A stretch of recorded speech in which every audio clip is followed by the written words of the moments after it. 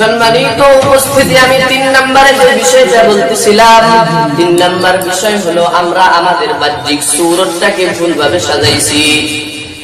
ও যুবক, তুমি একদিন আয়নার সামনে দাঁড়াও, আয়নার সামনে দাঁড়ায় তোমার মাথার চুল থেকে নিয়ে পায়ের নিচ পর্যন্ত তাকায়া তাকায়া দেখো কোন সূরতটা আমার রাসূলের সাথে মিলে আর কোন সূরতটা আমার রাসূলের সাথে মিলে না।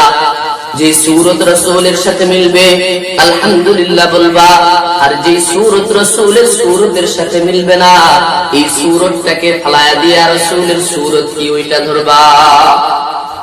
আরে আমার রাসূল, তুমি দুনিয়াতে আসো নাই তখনও তোমার জন্য 63 বছর কেটে গেছেন। কবরে শুয়ে শুয়ে আহলে সুন্নাত ওয়াল জামাতের আকীদা অনুযায়ী নবীগণ জিন্দা, এখনো তোমার জন্য আমার রাসূল কবরে শুয়ে শুয়ে কাঁদে।